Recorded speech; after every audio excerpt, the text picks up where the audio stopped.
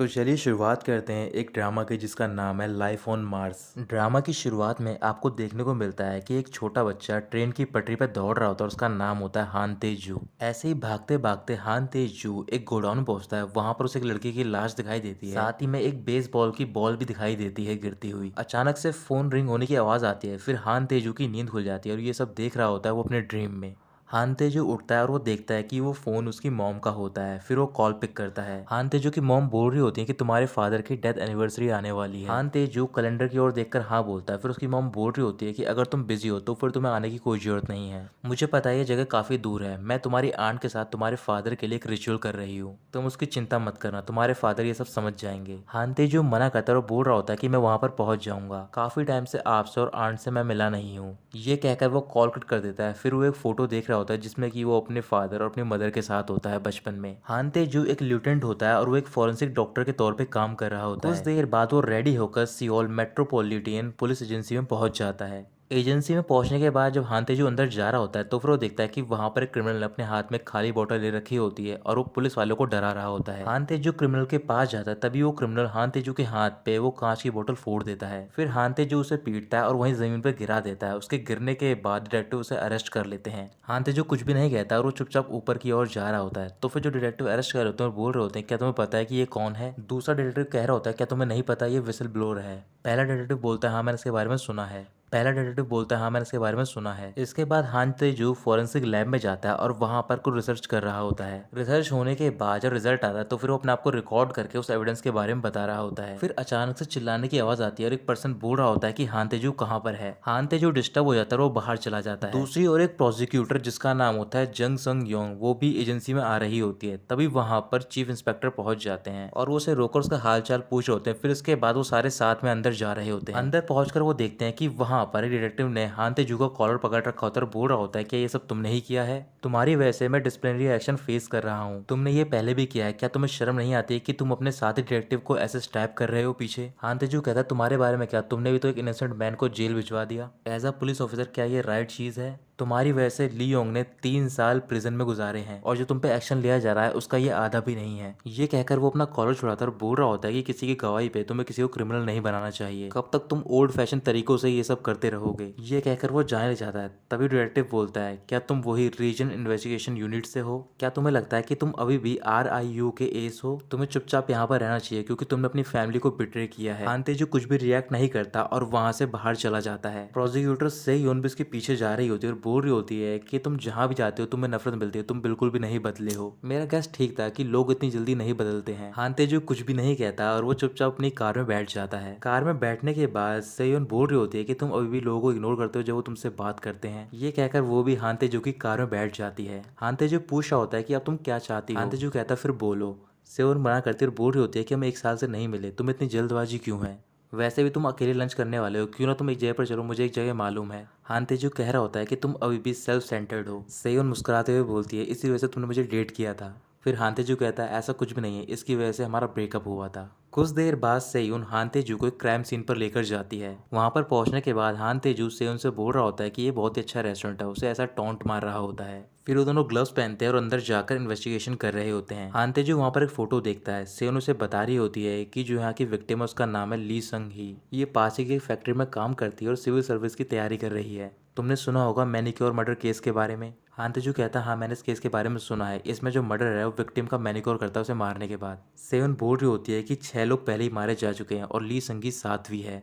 ली संगी को इस रूम में मारा गया और यहाँ पर कोई एविडेंस भी नहीं मिला है, ना ही कोई फिंगरप्रिंट और ना ही कोई DNA। जिस पर्सन को हमने पकड़ा है उसने अपने फिंगर टिप्स को काट लिया है। इसी वजह से मुझे तुम्हारी जरूरत है। क्या तुम्हें पता है कि मैंने तुम्हें पसंद क्यों करा था। हान तेजू सेयोन की ओर देखकर बोल रहा होता है क्योंकि मैं हैंडसम, स्मार्ट और टैलेंटेड था। सेयोन मुस्कुराती और बोल रही होती है कि तुम ऐसा कह सकते हो। तुम हैंडसम हो, तुम अपने रूल के अकॉर्डिंग चलते हो, तुम काफ़ी एरोगेंट हो, ना ही तुम फ्रेंडली हो और ना ही तुम काइंड हो। जहाँ भी तुम जाते हो वहाँ पर तुम ट्रबल क्रिएट करते हो। लेकिन उसके बाद भी मुझे तुम्हारी कॉम्पिटेंस पसंद है। जब भी तुम काम करते हो मुझे बहुत ज़्यादा सेक्सी लगते हो। ये कहकर वो उसे केस की रिपोर्ट दे रही है तो बोल रही होती है कि अगर तुमने इसे सॉल्व कर दिया तो फिर तुम शायद वापस आरआईयू में आ सको। तुम काफ़ी टाइम से केस सॉल्व कर रहे हो ताकि तुम आरआईयू में जा सको और तुम्हारे पास मौका है। लेकिन हान तेजू मना कर देता है। इसके बाद वो दोनों बाहर जाते हैं। फिर हान तेजू सेयुन को प्रोसिक्यूटर ऑफिस के बाहर छोड़ता है। सेयुन हान तेजू से पूछ होती है क्या तुम ड्रिंक करना चाहोगे। हान तेजू मना कर देता है। फिर सेयुन हान तेजू को एक पॉली बैग देती है और बोल रही होती है कि इसमें कई सारी चीज़ें थी जो कि मैं फेंकना चाहती थी लेकिन नहीं फेंक पाई।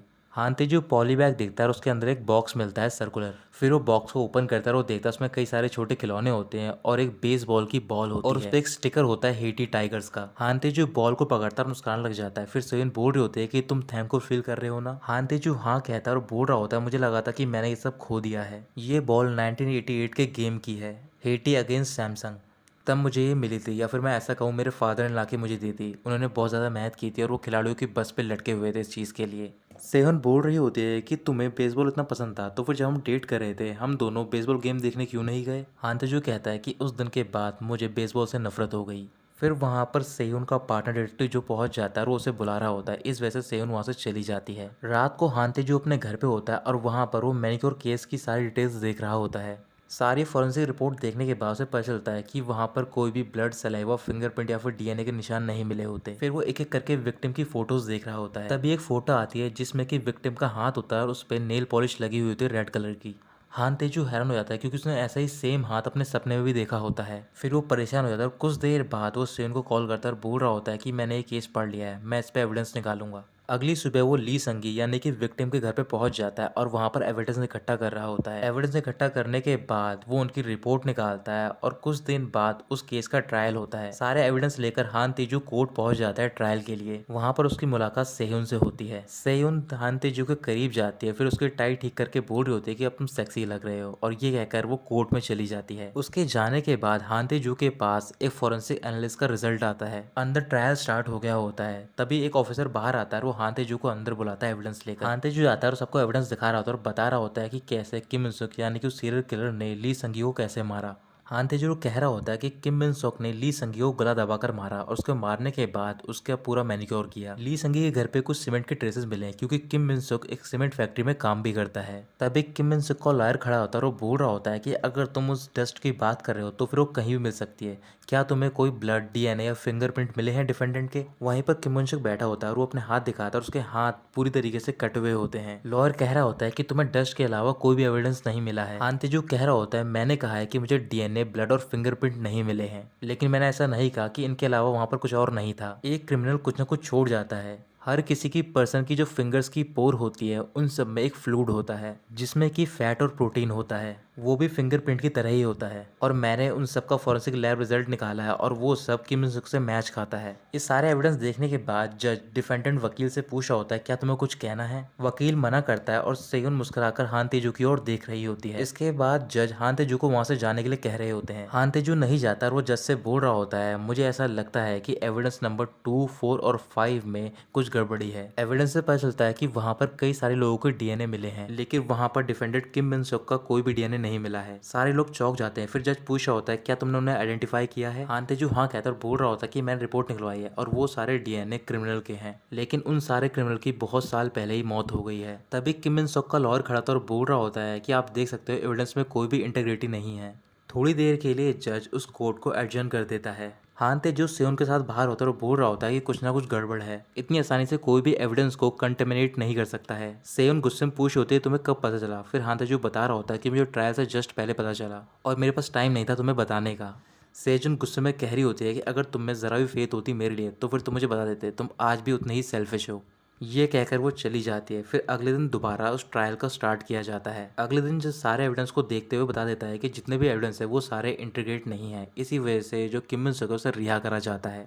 ट्रायल के खत्म होने के बाद हान तेजू सेयोन के साथ बाहर जा रहा होता है और बोल रहा होता है मैं तुमसे बात करना चाहता हूँ, लेकिन सेयोन उससे बात नहीं करना चाहती है। तभी वहां पर एक ऑफिसर किम मिन सुक को लेकर जा रहा होता है और वो वहीं पर रुक जाता है। किम मिन सुक सेयोन की ओर देखकर बोल रहा होता है तुम्हें गुस्सा नहीं करना चाहिए, नहीं तो तुम्हारे फेस पर रिंकल्स आ जाएंगे। तुम मेकअप करने के बाद बहुत ज्यादा सुंदर लगोगी और साथ ही में तुम्हारे हाथ इतने अच्छे हैं, इस पे रेड कलर का मैनिक्योर बहुत अच्छा लगेगा। सेयोन उसके पास जाती और बोल रही होती है कि मैं तुम्हें जेल भेज कर रहूंगी, और ये कहकर वो बाहर चली जाती है। हान तेजू भी बाहर जा रहा होता है। तभी किम मिन सुक उसे थैंक यू बोलता है।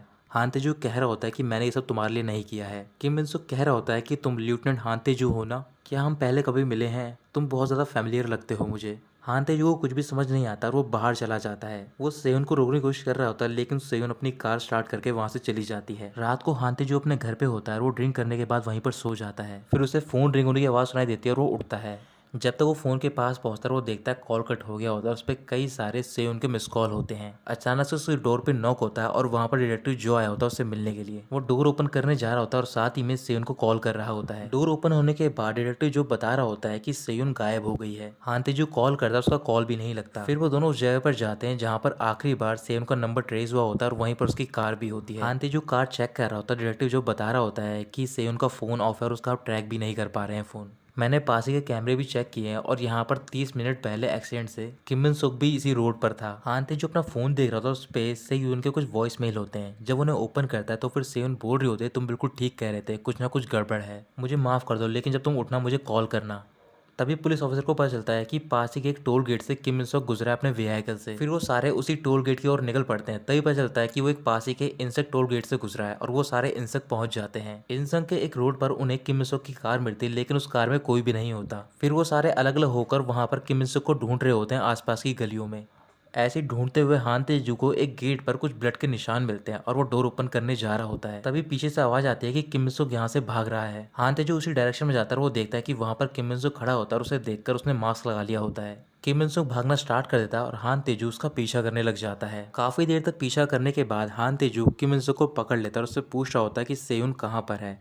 किम मिन सुक बोल रहा होता है कि तुम मुझे बहुत ज्यादा हर्ट कर रहे हो, मुझे याद नहीं आ रहा है। हान तेजू गुस्से में किम मिन सुक को नीचे गिराता है और उससे पूछ रहा होता है कि सेयुन कहाँ पर है। तभी किम मिन सुक कहता है, मुझे याद आया, तुम बिल्कुल ऐसे ही दिख रहे थे उस टाइम पर जब तुम बहुत ज़्यादा डरे हुए थे और रो रहे थे। हान तेजू, मुझे याद आ गया है कि तुम कौन थे। हान तेजू को कुछ समझ नहीं आ रहा था और बोल रहा होता है कि तुम किस बारे में बात कर रहे हो। किम मिन सुक कह रहा होता है, क्या तुम्हें याद नहीं आ रहा, तुमने मुझे पहचाना नहीं, याद करो मैं कौन था, कोशिश करो याद करने की। ये कहकर वो हंसने लग जाता है। हान तेजू का गुस्सा बढ़ जाता है और वो उसका मुंह दबाकर बोल रहा होता है कि सेयुन कहाँ पर है। तभी वहाँ पर एक और पर्सन आता है और वो अपने गन पॉइंट कर देता है तेजू के सर पर। हान तेजू को किम मिन सुक को छोड़ना पड़ता है, फिर किम मिन सुक वहां से भाग जाता है। हान तेजू भी भागने जा रहा होता है, तभी वो पर्सन हान तेजू को शूट कर देता है। वो बुलेट हान तेजू के सर से साइड से होकर गुजर जाती है और हान तेजू वहीं पर गिर जाता है। वो पर्सन वहां से चला जाता है और हान तेजू के सर से खून निकल रहा होता है। कुछ देर बाद हान तेजू को होश आता है और वो किसी तरीके से उस जगह पर जाता है जहाँ पर वो सारे पुलिस वालों की गाड़ियाँ होती है। फिर वो एक गाड़ी के पास खड़ा होता है, तभी वहाँ पर एक कार आती है और वो उसे टक्कर मार देती है। धीरे धीरे करके हान तेजू की आंखें बंद हो रही होती है और वो देख रहा होता है दोबारा वही इमेजेस की। एक बच्चा दौड़ रहा होता है एक ट्रेन की पटरी पर और उस बच्चे का कोई पीछा कर रहा होता है। अगली सुबह हान तेजू की आंखें खुलती है और एक पर्सन उससे पूछ रहा होता है, क्या तुम ठीक हो। हान तेजू खड़ा होता है और वो देख रहा होता है कि वो एक मेन रोड पर होता है और वहाँ पर कई सारी गाड़ियाँ चल रही होती हैं। जो पर्सन उसे उठाने की कोशिश कर रहा होता है और बोल रहा होता है कि तुम मेरी कार के सामने अचानक से क्यों कूदे, तुम्हें ढंग से रोड क्रॉस करना चाहिए। हान तेजू उस पर्सन को इग्नोर करता है और उसकी कार की ओर जाता है। उस पर्सन की कार का रेडियो ऑन होता है और उस पर बताया जा रहा होता है कि आज की तारीख है फरवरी 23 और 1988। हान तेजू चौंक जाता है और बोल रहा होता है कि 1988। फिर वो अपने कपड़े चेक करता है, उसके कपड़े चेंज हो गए होते हैं। फिर वो पास रखी एक शॉप में जाता है और वहां पर मिरर देख रहा होता है और वो देखकर अपने आप को चौंक जाता है। फिर वो आगे की ओर बढ़ के देख रहा होता है आसपास के लोगों को कि वहाँ के सारे कपड़े चेंज होते हैं, उनके हेयर स्टाइल भी, और जगह जगह पर कई सारे 1988 ओलंपिक इन सियोल के पोस्टर लगे हुए होते हैं। फिर वहाँ पर एक सायरन बज रहा होता है और बताया जा रहा होता है कि यहाँ पर वॉर ड्रिल जोन है, हम यहाँ पर ड्रिल कर रहे हैं, इस वजह से सारे लोगों को अपने घर पे जाना है। हान तेजू मेन रोड पे पहुंच जाता है और वो देख रहा होता है कि सारे लोग इधर उधर भाग रहे होते हैं और वहाँ पर पुलिस ऑफिसर होते हैं जो कि उनको साइड में कर रहे होते हैं। वहाँ पर एक आर्मी का ट्रक आता है और उसके सामने हान तेजू खड़ा होता है, तो फिर एक पुलिस ऑफिसर बोल रहा होता है कि तुम वहाँ से हट जाओ। हान तेजू कुछ भी नहीं सुनता, फिर वो ट्रक साइड होकर वहाँ से चला जाता है। हान तेजू आगे की ओर बढ़ रहा होता है और बोल रहा होता है, ये सब कैसे हो गया, मैं तो किम मिन सुक का पीछा कर रहा था, मैं कहाँ पर पहुंच गया हूँ, क्या मैं कोई सपना देख रहा हूँ। तभी वो पुलिस ऑफिसर वहाँ पर आता है और वो हान तेजू को रोक लेता है। एक और ऑफिसर वहां पर पहुंच जाता है और बोल रहा होता है कि तुम्हारी बात क्यों नहीं सुन रहे थे, तुम हमें अपनी आईडी दिखाओ। उसी टाइम हान तेजू को सामने किम मिन सुक दिखाई देता है और वो उसे देखकर मास्क लगाता है और भागना स्टार्ट कर देता है। हान तेजू किम मिन सुक का पीछा कर रहा होता है और दोनों जो ऑफिसर होते हैं वो हान तेजू का पीछा कर रहे होते हैं। ऐसे भागते भागते वो एक बोट पर पहुंच जाते हैं, तो फिर किम मिन सुक एक बोट पर चला जाता है और हान तेजू भी उस बोट पर जाता है। काफी देर तक भागने के बाद वो उसे पकड़ लेता है और जैसे ही उसका मास्क हटाने जा रहा होता है तभी वो ऑफिसर उसे लात मार देता है। दूसरा ऑफिसर हथकड़ी लगाता है और बोल रहा होता है तुम्हें भागना नहीं चाहिए था। हान तेजू कह रहा होता है कि उसे भागने मत देना। हान तेजू ऑफिसर को धक्का देता है, फिर वो किम मिन सुक के पास जाता है, उसे पकड़ता है और जब वो उसका मास्क उतारता है वो चौंक जाता है और उससे पूछ रहा होता है कि तुम कौन हो, क्योंकि वो किम मिन सुक नहीं होता है। हान तेजू वहीं पर बैठ जाता है। फिर वो जो दोनों ऑफिसर होते हैं वो उस पर्सन को अरेस्ट करते हैं क्योंकि वो एक क्रिमिनल होता है। इसके बाद वो पुलिस स्टेशन पहुंच जाते हैं। वहां पर ऑफिसर ने हान तेजू को हथकड़ी में बांध रखा होता है एक चेयर से। हान तेजू आसपास देखता है और बोल रहा होता है मुझे फ्री कर दो। फिर जो ऑफिसर बैठा होता है वो उससे बोल रहा होता है तुम अपनी आईडी दिखा दो, अगर तुमने हमारी बात नहीं मानी तो फिर जब हमारे कैप्टन आएंगे तो फिर बहुत ज्यादा बुरा होगा। हान तेजू चिल्लाकर कहता है कि मैं कितनी बार बताऊं तुम्हें। तभी उनका कैप्टन वहां पर पहुंच जाता है और ये वही पर्सन होता है जिससे कि हान तेजू की टक्कर हुई होती है कार से। वो पर्सन सीधा उस चेयर को किक करता है जिसपे कि हान तेजू बैठा हुआ होता है और कह रहा होता है तुम्हें ऐसे पर्सन से बात नहीं करनी चाहिए बल्कि इन्हें मारपीट से समझाना चाहिए। हान तेजू खड़ा होता है, पूछ रहा होता है क्या तुम भी कॉप हो? तो फिर वो पर्सन बोल रहा होता है तुम कैसी बात कर रहे हो, और ये कहकर वो उसे पंच मार देता है। मेरा नाम है कांग डुंग चोल और मैं यहाँ पर जस्टिस सर्व करता हूँ। इसके बाद कांग डुंग चोल एक कैंची निकालता है। तो फिर उसका ऑफिसर वहां पर आता है और उसे बता रहा होता है कि वो पर्सन नहीं है, हमने उस पर्सन को जेल में डाल दिया है।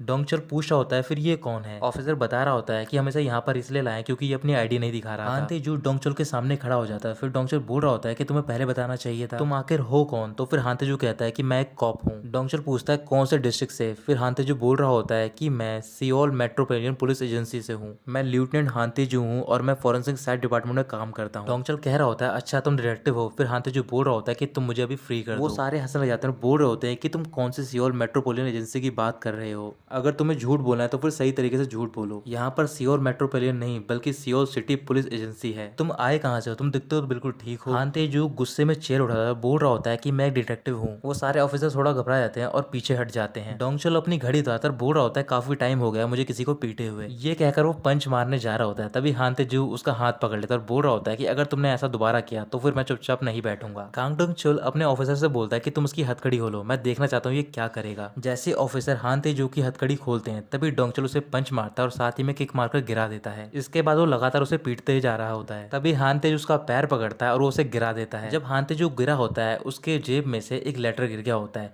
तो फिर एक ऑफिसर उस लेटर को उठा लेता है। वो उस लेटर को खोलता है और डोंगचल को दिखाता है। लेटर पढ़ने के बाद डोंगचल बोल रहा होता है कि तुम वाकई में एक डिटेक्टिव हो और ये तुम्हारा अपॉइंटमेंट लेटर है। फिर हान तेजू वो लेटर देखता है। हान तेजू को कुछ भी समझ नहीं आ रहा होता और वो बहुत ज्यादा कंफ्यूजन में होता है। डोंगचल सबको इंट्रोड्यूस करवाता है और बोल रहा होता है कि जो ब्रेव है ऑफिसर है उसका नाम है योंकी और जो यंग है उसका नाम है नामशे, और एक और ऑफिसर है मिस युन, लेकिन वो यहाँ पर नहीं है। जब वो यहाँ पर आएगी तो फिर तुम मुझसे मिल लेना। इसके बाद वो अपने काम में लग जाते हैं और जो हान तेजू होता है वो टीवी पे देख रहा होता है कि वहाँ पर न्यूज आ रही होती है सियोल ओलंपिक्स की। हान तेजू कह रहा होता है क्या ये ड्रीम है या फिर मैं पागल हो गया हूँ? अगर ऐसा कुछ भी नहीं तो फिर मैं यहाँ पर क्या कर रहा हूँ? उसी टाइम वहाँ पर मिस युन पहुंच जाती है। तो फिर डोंगचल उसे एक ऑर्डर देता है कि वो उसके लिए कॉफी लाए और साथ ही में बाकी ऑफिसर भी। मिस युन हान तेजू के पास जाती है, उसे हेलो बोलकर पूछी होती है क्या आपको भी कॉफी चाहिए? हान तेजू मना कर देता है। अचानक से हान तेजू के कान से खून निकलना स्टार्ट हो जाता है और उसका पूरा चेहरा रेड हो गया होता है। फिर वो जल्दी से भागकर बाहर पहुंच जाता है मेन रोड पे। उसे कुछ भी समझ नहीं आ रहा होता, उसने अपने सर पे हाथ रखा होता है। तभी एक कार उसे टक्कर मारने जा रही होती है। फिर वहां पर मिस युन पहुंच जाती है और उसे बचा लेती है। हान तेजू मिस युन को गुस्से में पकड़ता है और बोल रहा होता है क्या ये वाकई में 1988 है? मिस युन हाँ कहती है। फिर हान तेजू दूसरी साइड चला जाता है। वो एक पास के इन संक शॉपिंग कॉम्प्लेक्स में जाता है। फिर वो पास के एक टैवन में जाता है जहाँ पर अक्सर लोग मीटिंग और ड्रिंकिंग के लिए आते हैं। वहां पर पहुंचने के बाद वो उसके ओनर से बोल रहा होता है मुझे कॉल करना है। तो फिर ओनर उसे फोन देता है और वहां से चला जाता है। हान तेजू टेलीफोन पर नंबर डायल करता है और बोल रहा होता है कि मुझे सियोल मेट्रोपोलिटन एजेंसी में बात करनी है। वो लेडी मना करती है और बोल रही होती है कि ऐसी कोई भी एजेंसी नहीं है, लेकिन मैं आपको सियोल सिटी पुलिस एजेंसी में बात करवा सकती हूँ। हान तेजू फोन रख देता है। फिर वो ओनर आता है और बोल रहा होता है कि अगर तुम ज्यादा सोचोगे तो फिर तुम्हारा सर दर्द होगा,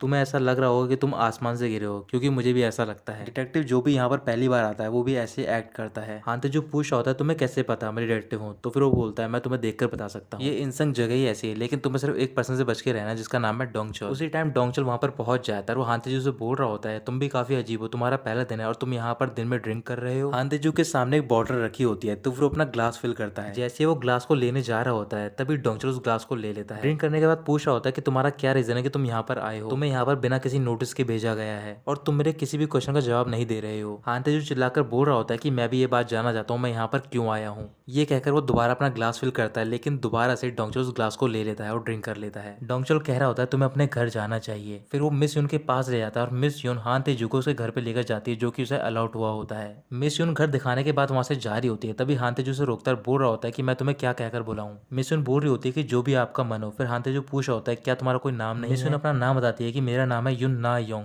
हान तेजू कहता है थैंक यू ऑफिसर ना योंग।